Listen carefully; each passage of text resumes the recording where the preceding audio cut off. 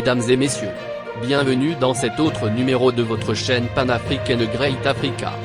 Aujourd'hui, nous allons nous intéresser à l'histoire du fondateur du journal camerounais Le Messager, doyenne des presses privées dans ce pays. Qui était Pius Ndjawe et comment s'est-il battu pour faire avancer la liberté de la presse au Cameroun? Quelle empreinte laisse-t-il dans le paysage médiatique de ce pays d'Afrique centrale? Mais avant de commencer, n'oubliez pas de vous abonner à notre chaîne, de liker et d'activer la cloche de notification pour ne rien rater de nos prochaines publications. Pius Noumeni Ndjawe est né un 4 mars 1957 à Babou-Antou, village situé dans l'actuel département du Haut-Kam à l'ouest du Cameroun. Sa naissance en 1957 coïncide avec l'acquisition de l'autonomie interne par le Cameroun, phase transitoire l'ayant conduit à l'indépendance. Cette année marque aussi le déplacement du centre de gravité des combats pour l'indépendance, de la Sanaga maritime vers l'ouest Cameroun, où les nationalistes de l'Union des populations du Cameroun affrontent les forces d'occupation françaises. Les violences inhérentes au combat entraînent le déplacement massif des populations vers d'autres régions du pays. C'est dans ce contexte que la famille du jeune Ndjawe abandonne Babou-Antou et les titres de noblesse, car issu de la famille royale, pour rejoindre le sud-ouest Cameroun, sous occupation britannique. Très tôt orphelin de père, happé par l'indigence, Pius Ndjawe fut obligé d'abandonner l'école en classe de 4e et ne possédait que le certificat d'études primaires et élémentaires comme seul diplôme de référence. Malgré l'abandon des circuits formels de l'instruction, Pius Ndjawe se cultive par le biais des lectures et son choix se porte vers les écrivains de gauche comme René Despestre et Aimé Césaire. Mais, c'est surtout le poète René Philombe, critique du président Ahidjo, qui façonne l'imaginaire idéologique du jeune Ndjawe qui, comme son idole, rêve d'écriture. Deux éléments permettent de définir l'identité de Pius Ndjawe, il s'agit d'un penchant messianique qui semblait l'habiter ainsi qu'un trait de caractère résolument indocile. Ce penchant messianique qui fondait la personnalité de Ndjawe trouverait son essence dans la communauté Babou-Antou à laquelle il appartenait et dont l'histoire est parsemée de récits allant dans ce sens. Quant à l'indocilité qui fit la renommée de Ndjawe, il faut se tourner vers son enfance pour se rendre compte que ce dernier montrait déjà une indocilité manifeste à l'égard de l'autorité familiale, administrative et scolaire.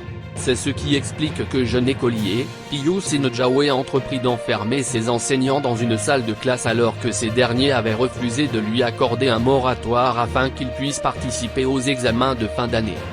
Ce penchant messianique et ce caractère résolument indocile, fondement de son identité, sont des éléments qui firent de Pius Ndjawe un être exceptionnel dans le cadre du journalisme qui devint son métier. Le journalisme, Pius Ndjawe le découvrit à Bafoussam, capitale régionale de l'Ouest Cameroun auprès d'un certain Timothée Zagab qui y tenait un journal sportif. Pius Ndjawe y servit en tant que vendeur à la criée et pouvait y publier quelques blagues de temps en temps. Il apprit davantage à Yaoundé aux côtés de René Philombe son idole qu'il rejoignit au début des années 70 alors que celui-ci lançait le journal Semence africaine. Toutefois, c'est à Douala, à la Gazette que Pius Ndjawe apprit ce qu'est réellement le journalisme professionnel sous les auspices d'un homme aguerri, nommé Abodel Karimou, ancien rédacteur en chef de la presse du Cameroun.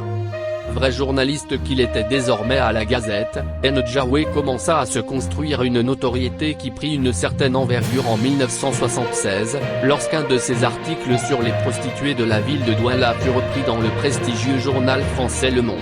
Une fois nanti de l'expérience acquise à la Gazette, épris de liberté, Ndjawe choisit de s'affranchir de la tutelle de son maître Abodel Karimou en fondant à Bafoussam le 17 novembre 1979, son propre organe de presse, dénommé Le Messager. Le Messager est fondé dans un contexte où les libertés individuelles et collectives étaient globalement sacrifiées sur l'autel de la sécurité et du développement.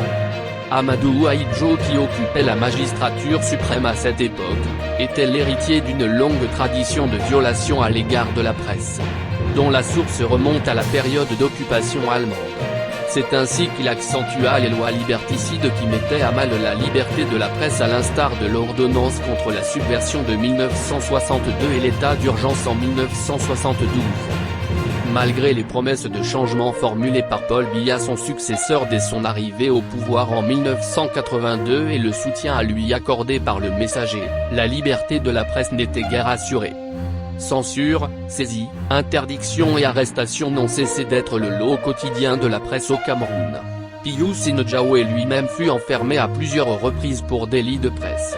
En décembre 1990 par exemple, il fut arrêté aux côtés de Célestin Monga, à cause d'une publication de l'Économiste dans les colonnes du numéro 209 de Le Messager.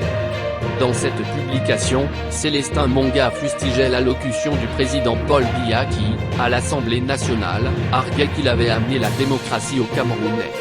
En 1997, Pius Ndjawe passa presque un an en prison pour propagation de fausses nouvelles à la suite d'un article intitulé « Popol serait-il malade ?», dans lequel son journal essayait de justifier pourquoi le président Paul Biya ayant quitté sa tribune pendant la mi-temps de la finale de la Coupe du Cameroun de la même année, et ne l'avait rejoint que quelques instants avant la fin du match. Fidèle à son profil identitaire, Pius Ndjawe décida de s'attaquer aux violations dont était victime la presse dans son pays au point de devenir la référence dans le domaine.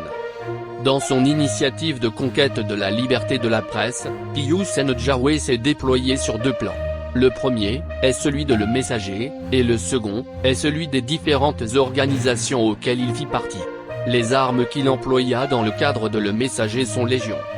Même si 1990 marque une étape décisive dans l'engagement de Pius Ndjawe en faveur de la conquête de la liberté de la presse, il convient de préciser que dès les premières années de la création de son journal, Ndjawe souhaitait faire du journalisme autrement. C'est ainsi qu'il s'employa à se distancer progressivement des chiens écrasés ou faits divers qui constituaient le menu de la presse à cette époque. Ainsi, entreprit-il, d'utiliser les colonnes de son journal comme une tribune populaire où intellectuels, politiques et anonymes pouvaient enfin libérer une parole enchaînée dans les carcans d'un long silence en vigueur depuis la colonisation. C'est dans ce cadre que l'on assista aux échanges épistolaires entre le philosophe Hubert Monodjana et le juriste Maurice Kamto en 1985 au sujet de l'ouvrage du premier intitulé L'idée sociale chez Paul Biya. Au plus fort des violations à l'endroit de la liberté de la presse dans son pays au début des années 90, Pius Ndjawe prit l'initiative d'aller imprimer son journal dans les pays étrangers tels que le Nigeria et le Bénin pour mettre en déroute les pouvoirs publics qui ne ménageaient aucun effort afin de saisir le messager. Pour contourner les suspensions constantes dont son journal était victime, Pius Ndjawe entreprit de lui créer des avatars à l'instar de la Messagère, le Messager en anglais ou encore le Messager africain. Ainsi, lorsque son journal était suspendu, il pouvait les utiliser pour continuer à mettre l'information à la disposition du public. La voie judiciaire, Pius Ndjawe l'utilisa également pour conquérir la liberté de la presse dans son pays. En 1985, il est le premier journaliste à introduire une plainte à la Chambre administrative de la Cour suprême à l'effet de contester les actes de censure dont plusieurs des articles de son journal avaient fait l'objet. Une démarche qu'il renouvela en 2004 au niveau de la Cour africaine des droits de l'homme et des peuples. Lorsque les autorités apposèrent les scellés sur Freedom FM, la radio que Ndjawe était sur le point de créer. La conquête de la liberté de la presse engagée par Pius Ndjawe s'est aussi manifestée sur le plan des organisations. Ce dernier comprit très tôt la force que pouvait avoir la mobilisation collective et son incidence potentielle sur le pouvoir de Yaoundé. C'est dans cette perspective qu'il mobilisa les organisations telles que Reporters sans frontières, RSF, l'Organisation camerounaise de la liberté de la presse, OCALIP, qu'il fonda en 1993, mais aussi l'Union internationale des journalistes de la presse de langue française, EPLF, dans son combat en faveur de la liberté de la presse. Dans les années 60, le psychologue Serge Moscovici développait la théorie de l'influence minoritaire. Et arguait que les individus ou les groupes minoritaires grâce à un certain nombre de facteurs, avaient la capacité d'influencer les rapports de force voire de les renverser. C'est grâce à cette théorie qu'il convient de comprendre le personnage Pius Ndjawe dont l'engagement et la détermination ont permis des avancées significatives au Cameroun en matière de liberté de la presse. Ainsi, la loi du 19 décembre 1990 qui met fin au régime d'autorisation préalable à la création des organes de presse et celle de mars 1996 qui met fin à la censure constituent des illustrations majeures. Ce sont ces avancées au niveau de la loi qui permettent aujourd'hui à l'espace médiatique camerounais de compter plusieurs centaines de titres de presse écrite, et une centaine est presse audiovisuelle. Tous ces organes peuvent aujourd'hui mettre à la disposition du public des informations de toute nature, sans les faire préalablement examiner par les fonctionnaires de l'administration territoriale comme il était d'usage par le passé. Malheureusement, Pius Ndjawe n'eut pas l'opportunité d'achever sa lutte pour la liberté de la presse, puisque le 12 juillet 2010, il fut arraché à la vie par un tragique accident de circulation survenu à Norfolk dans l'État de Virginie aux États-Unis d'Amérique. Un décès dont la brutalité semble n'avoir eu d'égal que les controverses qui s'ensuivirent, allant de la mort fortuite au complot de nature diverse. Mais qui n'exprimait en réalité que toute la fascination de cette grande figure de l'histoire contemporaine du Cameroun. Derrière lui, Pius Ndjawe laisse une empreinte importante, puisqu'il est le symbole du relatif quatrième pouvoir actuellement représenté par la presse au Cameroun.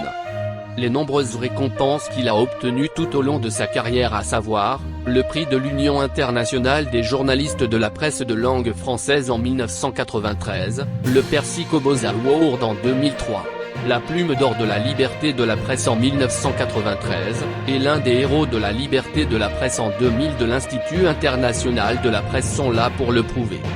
Voilà, c'est la fin de ce numéro de Great Africa. Si elle vous a plu, surtout n'hésitez pas à vous abonner, de liker, d'activer la cloche de notification ou à nous laisser un commentaire, afin de ne rien rater de nos prochaines publications sur Great Africa.